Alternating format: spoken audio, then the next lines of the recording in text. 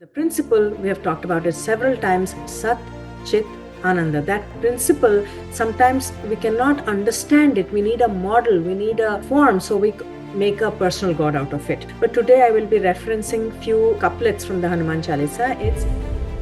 This whole journey is going from instinctual to intentional. You have to understand what is the mind and the basic nature of the mind. In the Vedantic philosophy, there is only one instruction, and it says, come to me. All the power is inside. The God is sitting very close in your heart, but we look for it outside. That's why it says, come to me, come within.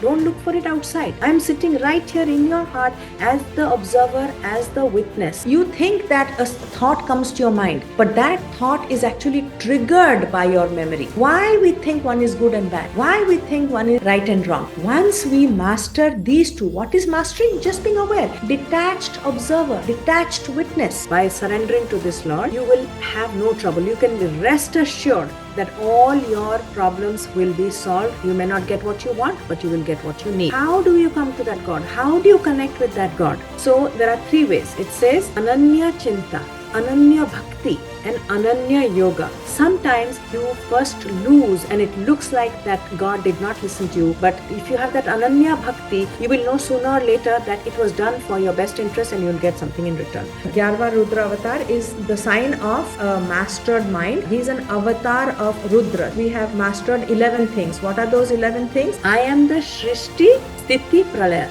I am the creator, sustainer, and the one that dissolves. Understanding that there is always a choice and you have perfect or 100% control over your intention, but not over the result. So all you can focus on is your intention. Now we have the 7 modules talk extensively about Hanumanji. Now let's come down to the psychology and how to understand and apply that. We started this whole 5 segment understanding the mind mastery using the Hanuman archetype with understanding the mind, the nature of the mind. And mind is made up of thoughts, so it is but natural that we must understand, leave this complete this session by trying to make an attempt to understand our thoughts. It is the content of the mind is thoughts. Mind is nothing but thoughts.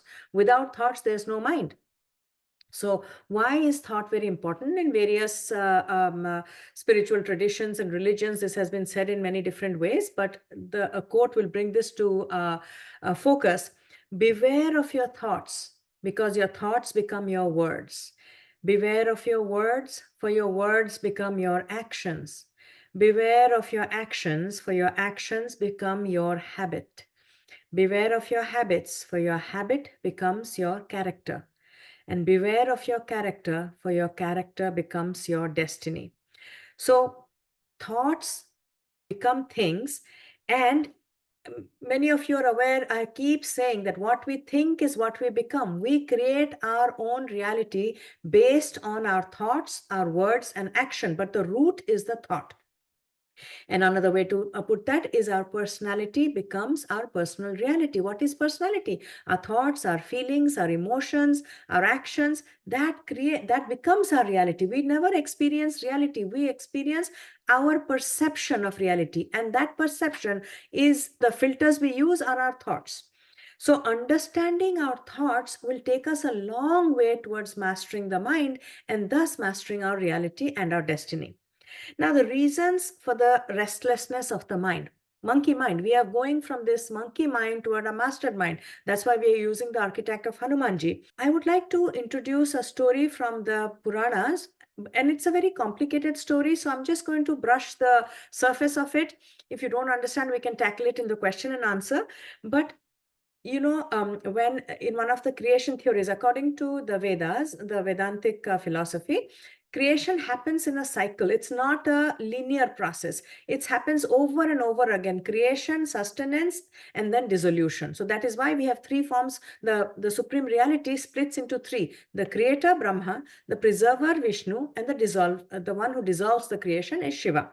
So at one of these beginning of creation, what happens is Vishnu is lying on this ocean of Milky Ocean, and from his navel, from his belly button rises lotus, and on top is sitting Brahma, the creator, who is about to start the creation process.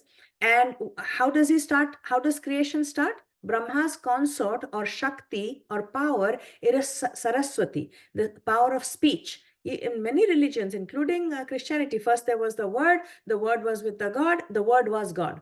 So Brahma uttered the word Om, Om, and Om became the Vedas.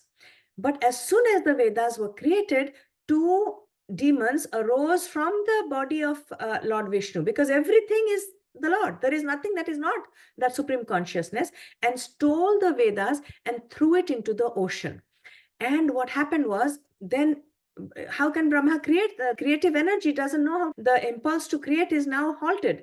So what happens is it prays to the Lord, and Vishnu, the energy that sustains creation, because the process of creation has already started, took the form of Hayagriva. Hayagriva is, the head is that of the horse and body of a human. And in one of the sections, we've talked about Kim Purushas, this combination of a human and an animal, because these are the traits we are talking about. Literally, we cannot take any of these things. So Hayagriva jumps in and rescues the Vedas. And while rescuing, there's a big fight between the demons, Madhu, Kaitava. Madhu is craving, Kaitava is aversion.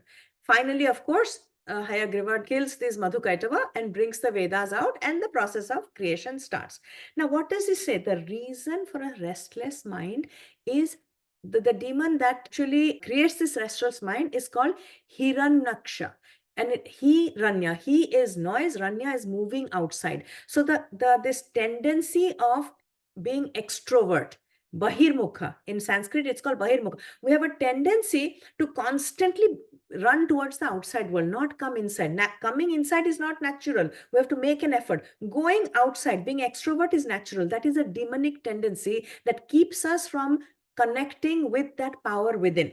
So this extroversion destroys our connection with the Supreme Lord inside, because all we have talked in so many sessions, including Bhaja Govindam and 4 previous sessions, that Lord, that Almighty sits in our heart. But when our attention is always drawn to the outside world, our senses are pulled by the objects to the outside world, it kills our connection to the Lord within. And this tendency has intensified over many lifetimes. In the beginning, we have gone through mineral kingdom, born in mineral kingdom, gone through plant kingdom, gone through animal kingdom. And as long as our mind is identified with the body is always going to pull outside. Why? Because the body is on a survival mode. And survival depends on the outside world, because it is built from the elements. So this whole concept of yoga kshema, I need acquisition and preservation. So as long as the mind is identified with the body, it will always want to go outside. And that is the restlessness, going out, constantly going out. And only when we are able to turn that and go within, dive into our subconscious, that Hayagriva, Haya is horse. Horse is another metaphor for mind. Very fast paced. Mind is constantly like wind. Horse, what are these metaphors telling you? Very fast. You have to bring it inside. It has to dive in, and to get what? The Vedas, the knowledge that what I'm seeking outside is inside me already. So the reason for the restless mind is Bahirmukha, extroversion, which in the Puranic stories is called Hiranyaksha.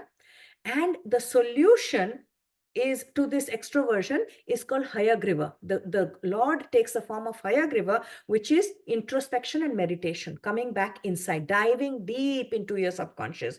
Because where are thoughts happening? We just established thoughts create our destiny. Through all these processes, the thoughts are happening inside us. So where do we get mastery of the mind? When we get mastery of the thoughts, where are the thoughts? Inside. So we need to go inside. We have to, and this process of going inside, meditation is where you create that space between you, the thinker, and your thoughts.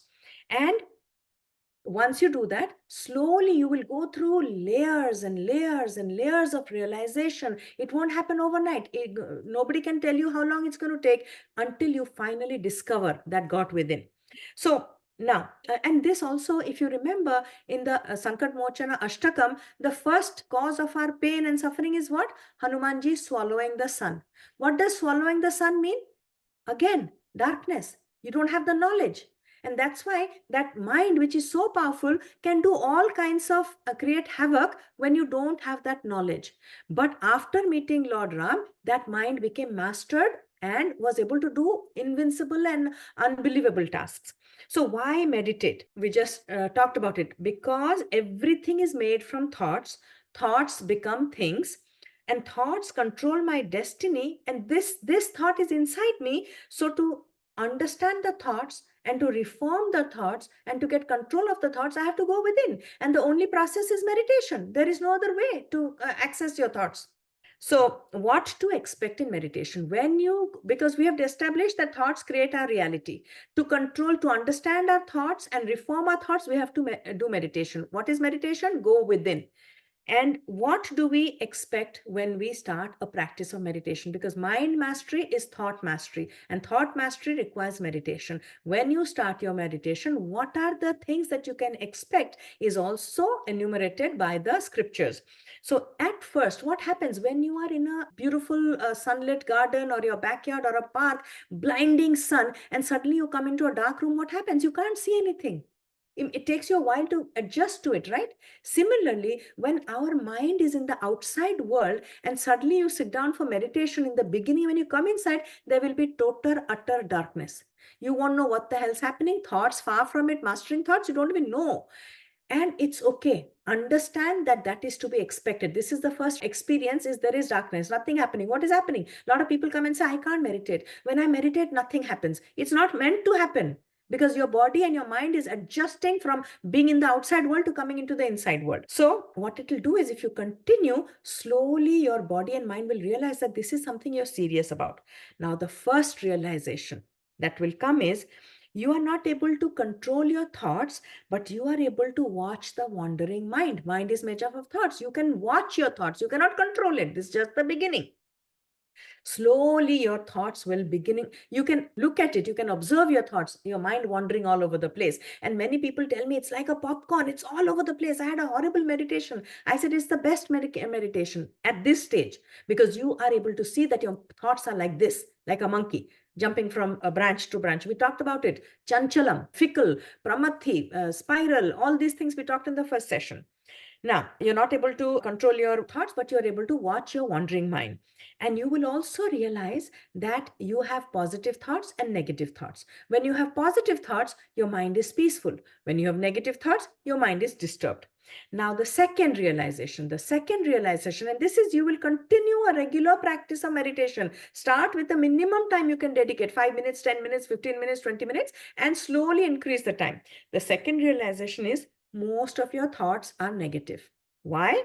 Because we said the mind is identified with the body still. Mind and body are a complex right now. They're married. And the body is dependent on the outside world for survival. So mind also constantly going to the outside world. Yoga Kshema, what can I acquire and what must I preserve to survive? Now, the third realization is, I have no control over my thoughts. No matter what I do, I have no control over my thoughts. I know positive thoughts are creating peace, negative thoughts are creating disturbance, but I have no control over it. Then you will continue to meditate. Then the fourth realization will come. What is that? A growing state of desire for mumukshutva. This is moksha. Mumukshutva is a desire for liberation from the tyranny of your mind. That you don't like it. Most of your thoughts are negative. It is not creating a happy feeling. So you have a desire and say, what can I do to escape this misery, this bondage of an uncontrolled negative mind? Because you can see how your negative mind is creating a disturbance in your life. Then you will continue with your meditation. Then the fifth realization will come, that I actually have a choice. First, you thought you have no choice, that I can consciously choose positive thoughts over negative thoughts. And how do we do that? In Bhaja Govindam also we said, you will not indulge your thoughts, you will not get distracted, you will not suppress, you will sublimate. When you sublimate, you get control over your thoughts. So instead of distracting and indulging your mind and its thoughts, you can replace negative thoughts with positive thoughts. And how do you do that? You must have heard me say this ad nauseum, cognitive reframing. So the sixth realization is that meditation, I want to control my thoughts. I can control my thoughts. The way I do it is by cognitive reframing, and meditation helps in that cognitive reframing, going inside rather than staying outside all the time. And what is the technique? We've dealt with it in another session, but I will briefly go through it again. First of all, when you go within, you will observe your mind. Just observe your mind. What is mind? Bundle of thoughts. Then detect. If there is any disturbance, it is caused by negative thoughts. So just become aware, identify, acknowledge, and you choose to release. It won't go by itself. You have to do, and then you release it. So you will observe the mind, you will detect negative thoughts, and you will eliminate the negative thoughts by a cognitive reframing. So how do you do a cognitive reframing? Substituting it with a positive thought. But it is not that easy. It will not happen overnight. These are over months and years, and sometimes takes decades to get mastery. You will definitely see progress. There's no doubt. And because you know that you have not mastered and substituted well, because as long as you have disturbed thoughts, you have not eliminated negative thoughts. So peace is the proof. If you're not peaceful, there are more negative thoughts. Keep at it. You can't do anything actively. Just watch the thoughts. They will pop up. You will look at it. You will do a cognitive reframing, substituting. So then the last stage is observe the mind, detect negative thoughts, eliminate by positively substituting, and then strengthen it. Strengthen is make it a habit to think positive thoughts until it becomes a habit. It becomes second nature, and it will. Anything that we do again and again, and how our habits form, doing the same activity again and again.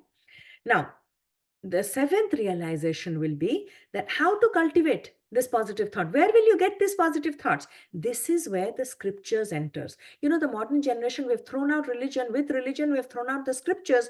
We don't realize that the positive thoughts and the value system come from the scriptures, because there is a difference between positive thought and right thinking. Positive thinking and right thinking are not the same thing. Right thinking is always positive thinking, but positive thinking is always not right thinking. This toxic positivism is not right thinking all the time. So being in denial when somebody is attacking you and saying, oh, this feels good, this is beautiful, that is not positive thinking. So understanding that right thinking is always positive, but positive thinking is not always right thinking. Positive thinking can be illogical and can be just optimistic, sheer optimism with no basis, no solution. So right thinking is knowing and accepting that every behavior is controlled by the nature of a thing or a person. We talked about Vastu, Vyakti, Paristhiti. So Vastu is object, Vyakti is person, Paristhiti is situation. Every object, every person, and every situation is controlled or influenced by its own nature. This is called Swadharma. No two things are the same. So then the scriptures have now talk about Tattvam. Tattva is the essence. When we talk about Swadharma, dharma we talked about in one of the sessions is the essence of something. The essence of sugar is to be sweet. The essence of fire is to burn. The essence of water is to cleanse. The essence of human is to be intentional, not like animal, instinctual. So the three things that we really need to understand, the tattva, the essence, is Jiva, Jagat, Ishvara. Jiva is this body, mind, intellect complex, this human being. Jagat is the world. Ishvara is the God principle. What is the relationship? What is the dharma of the Jiva, the Jagat, and the Ishvara? Jiva is what? That we are made up of the mind, body, and intellect. And we have a basic animal instinct, we have a human instinct, and we have a divine instinct. It's up to us which of these we want to operate from. Jagat is the world of objects outside and people, which is transient. It is made from 5 elements and 3 gunas, and it is impermanent. Everything is there, but it's not permanent. And Ishvara is that permanent principle, Sat, Chit, Ananda. Sat being omnipresent. It's everywhere all the time. And then omniscient, ever-knowing, Chit, and then omnipotent, which is Ananda, when you know that you are it. So understanding the tattva will give you the right thinking, what to do when, how to get control over the mind, is when you understand the basic nature of the human being, basic nature of the world, and basic nature of the God principle. And for that, to understand the basic nature or the tattvam, the principle of everything, the essence of everything, or the nature or the dharma of everything, satsang is required. Otherwise, it's not possible. Sat is that the reality, in quest of the reality. Unless you want to understand Sat, it will not automatically come to you. So this realization that also my mind is disturbed, you will, once you start doing this, understand the tattva of the mind creates your reality. You create your own reality. When your mind is disturbed, you will be disturbed, your life will be disturbed. Your disturbance or unhappiness cannot be caused by anything or anybody. And we have given examples that in a perfectly wonderful environment, in an ocean or a party, or you're having a great time, you get a bad news, immediately your mood is spoiled. What happened to the ocean? What happened to the party? What happened to the food? They don't have the ability to either make you happy or unhappy. You alone have that ability to make yourself. You will understand that the tattvam, the nature, the dharma of the mind is, it'll go up and it'll go down. When it is peaceful, it is happy. When it is disturbed, it is unhappy. Now, mind can be positive only if it thinks right thoughts. And you can choose your right thoughts by studying the scriptures. Now, the eighth realization will come. Every thought has a mild and an intensity. It can be mild or intense. You can be mildly angry, intensely angry, mildly in love, intensely in love. And these thoughts have a nature of gathering intensity and momentum. So one thought, it just builds on itself. Even if you do nothing, it will build on itself. So nothing happens suddenly, and every thought starts from a seed. And just like a seed becomes a big tree, a little acorn becomes the oak tree. Similarly, when you have a major calamity or problem in your life that has started with a single thought that you never checked, and it grew and it grew, 2 became 4, became 8, became 16, 30, 40, and exponentially those thoughts are growing. So then you have to understand that if you want mind control, thought control, you have to nip it in the bud. So it says, earlier the detection, easier the correction. So when you meditate, you'll realize one negative thought is bubbling up. And if I don't nip it right now, it will gather speed, pick up intensity, pick up momentum. And at one point, it will be so big that it will control me. I cannot control it anymore. Now, the ninth realization will come. And this is all through meditation, continuing meditation, that abhyasa, practice of regular meditation, will give you access to your subconscious. What is the subconscious? The chitta. Remember, manas, buddhi, chitta, ahankara. What is the chitta?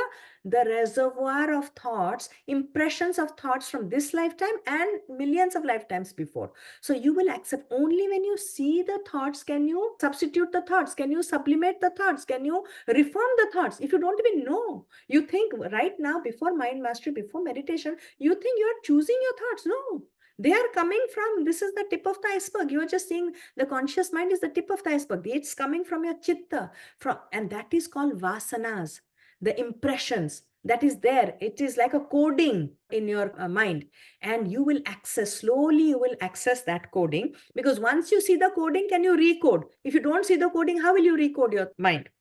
So that is the ninth realization, that you will access the base from which, the root from which all the thoughts are coming. It is the vasanas, the coding, and you will access that. Now, the 10th realization will be through your meditation that you can control your words and actions. Once you access it, once you access the code, you can change the code.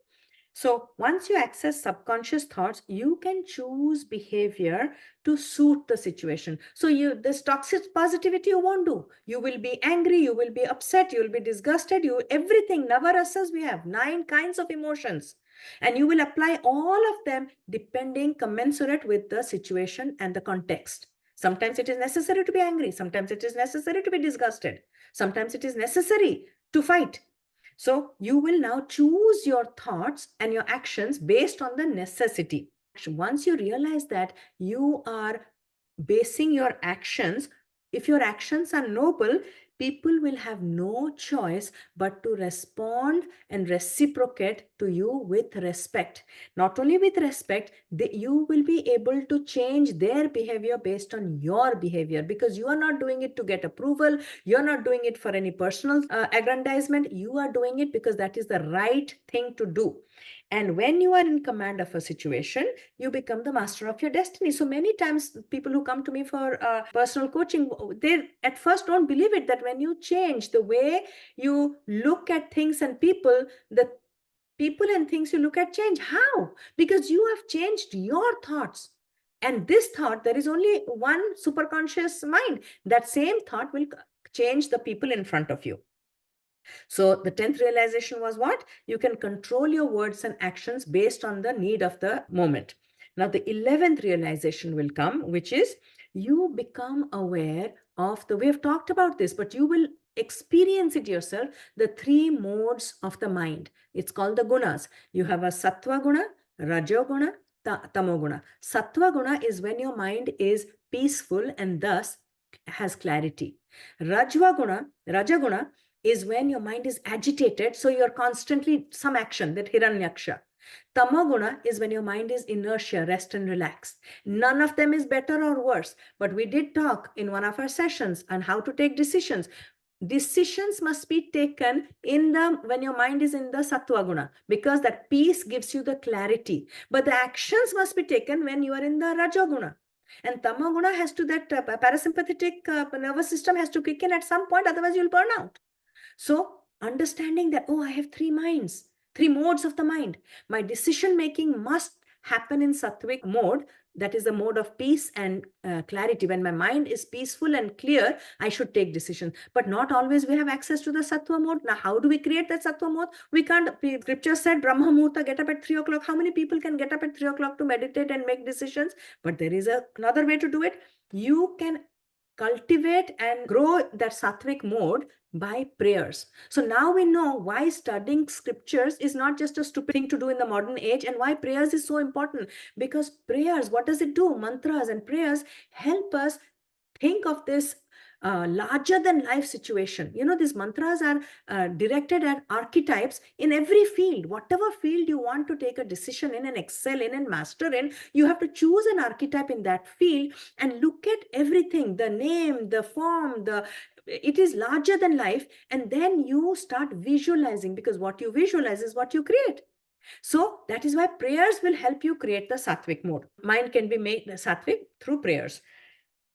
After that, what happens is the 12th realization, and you're continuing with your meditation. What is that? Is going inside and diving deep into your subconscious.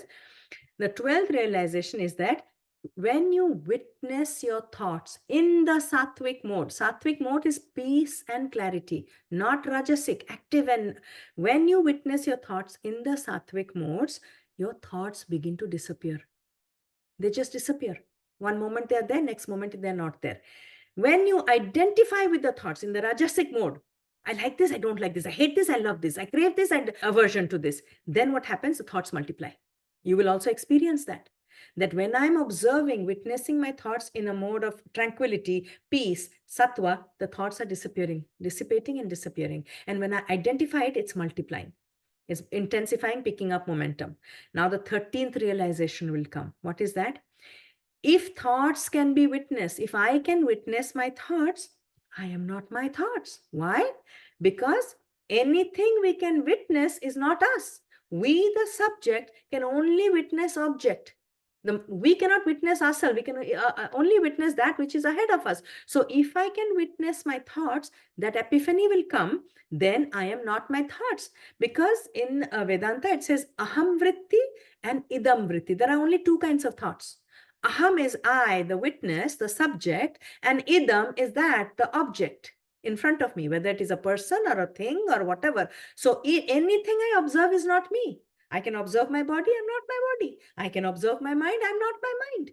So if I can observe my thoughts, I am not the thoughts. Now, 14th realization will be, the more sattvic quality of the mind you develop, which happens through meditation and prayers, the greater the distance between the thinker and the thoughts. Now the thoughts are there, I'm here, I'm the thinker. So I'm not my thoughts. Till now you think I'm the thinker and the thoughts are there. And the greater distance you have, because you need perspective. For perspective, we need distance. The greater the distance, the more mastery over your thoughts.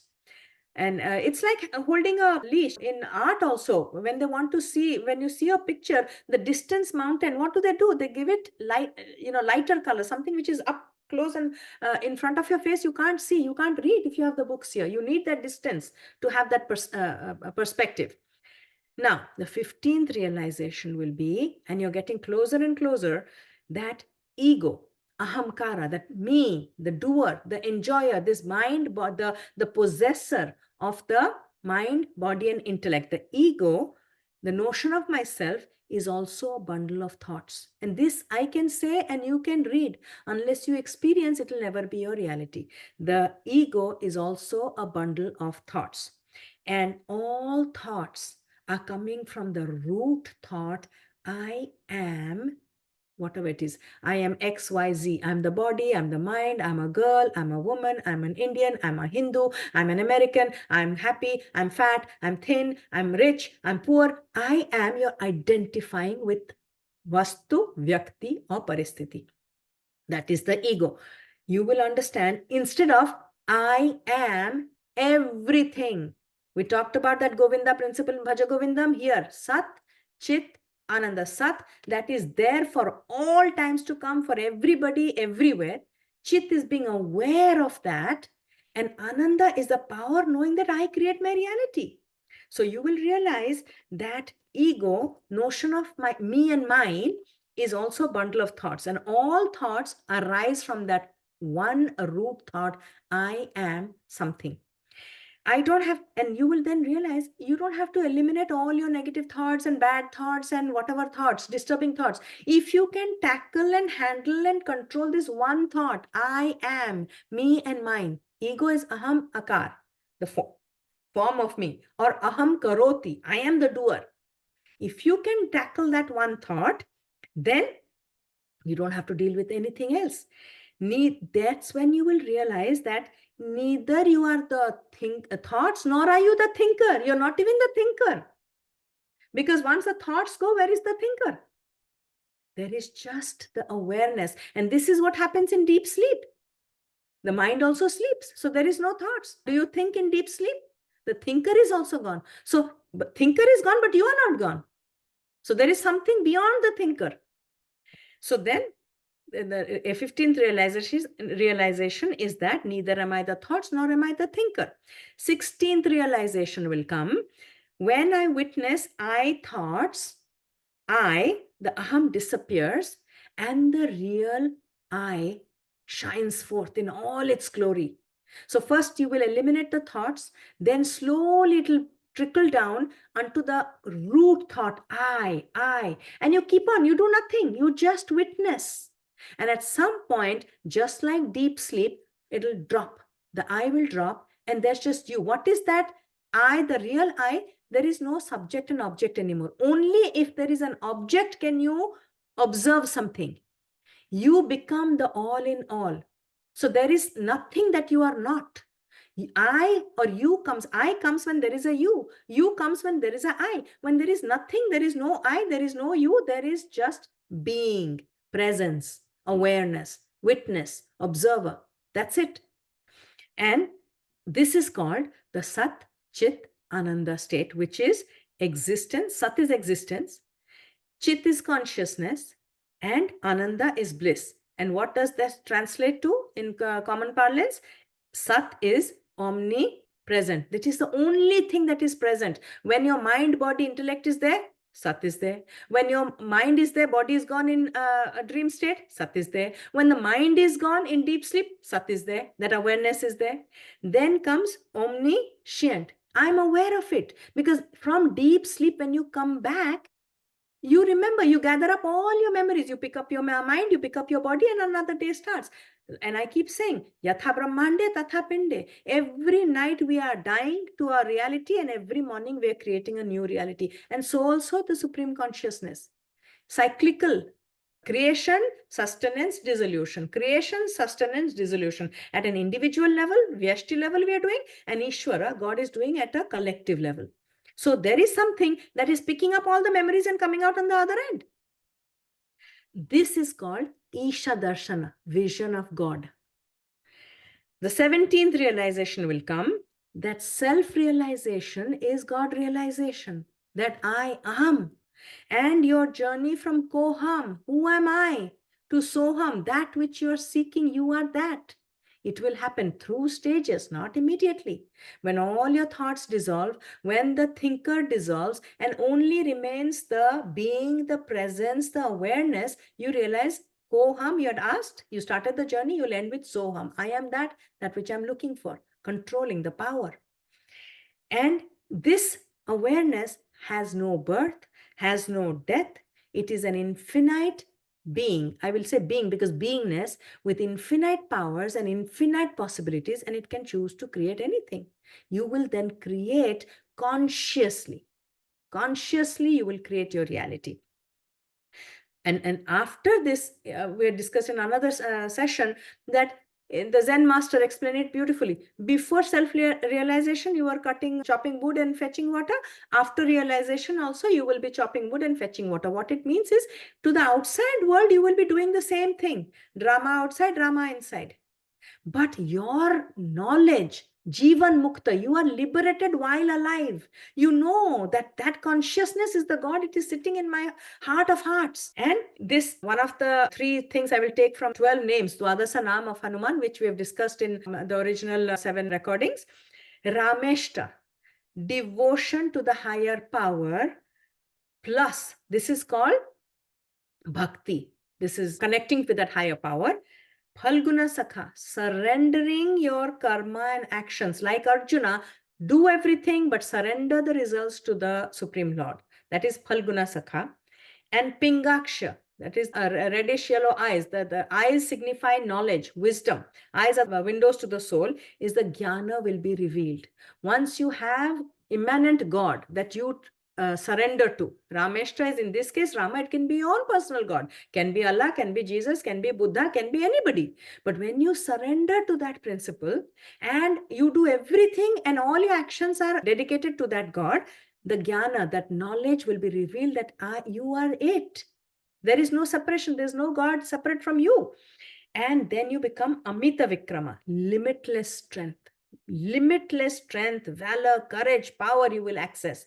And another of the Dwadasanam, Udhadhi Kramanaschaiva, jumping over the ocean. And we talked about it. Ocean represents our Swadhisthana chakra, second chakra of creativity, sensuality, sexuality. Our enjoyment and creativity, the energy center for enjoyment and creativity. And when you're able to control enjoyment at will, because animals don't have that choice. Two basic drives. One is what? Drive for food, basic drive for food and sex. Food is to preserve your body, sex is to preserve the species. But you are able to control that. Animals can't control that. Then what happens? When you're in that udhadi kramanaschaiva, which is cross over the powerful pull of the sensory organs. You want to eat, but you will not eat. You want to sleep, but you can control sleep. You want to mate, but you will not mate. That is called udhadi kramanaschaiva. What will happen? Sita Shoka Vinashaka. You're able to then do Sita Shoka Vinashaka, which is control the mind, which is constantly going outside for pleasure. What happened to Sita? She looked at the golden deer. No sooner did she do that, she was in Lanka. Until she was looking at Ram, she was fine. So Ram meaning our internal bliss. So we then, what happens is we develop the power of Sita Soka Vinashaka. We are able to control our mind from looking for happiness in the external world to discover it within. Then what happens? The Lakshmana Pranadata power will emanate from us. What is Lakshmana Pranadata? It's strengthening the intellect to be able to witness the vasanas without getting identified with it. The Indrajit came, almost killed Indrajit. Indra is sensory. Jit is control over the senses. Sometimes your senses are very powerful. It will knock you off no matter how many years of meditation you do. In one moment, you can lose it. But what revived who revived? Hanumanji revived Lakshmana. How? Got the herbs from Himalaya. Himalaya is what? A place where gurus and knowledge and Vedanta is there. So that knowledge will revive your ability to strengthen your ability to be a witness and look at your vasanas. They're pulling you hither and thither, but you can remain calm. That is Lakshmana Prana. The power of Lakshmana Pranadata will rise within you. And finally, when you are able to do that, revive your dispassion, your truth, Then what happens? Dasagrivasa darpa. Then you will have the ability to destroy the arrogance of the 10-headed demon called Ravana or ego. 10-headed meaning 10 karma indriyas, 10 jnana indriyas, organs of action, organs of perception, which pull your mind and intellect into the outside world. When you destroy it, you can pull it at will inside. You can go out at will, but you will not be pulled out. You won't be dragged out. Your mind and intellect won't be dragged out by your senses. You will go at will, you will come back at will. So this is mind mastery, and 18 stages you will realize this. And it is matter of practice. We have heard all of this. We have understood all of this. Now it's up to us to start that journey of not looking for Hanumanji outside, but invite and invoke and anchor that energy inside us. It won't happen overnight. It won't happen easily. But if you keep at it, is many a saint and sage have demonstrated and established and given us example that it is possible, and we can do it too, but we have to keep trying at it. So that is all I wanted to talk about in terms of how to understand our thoughts.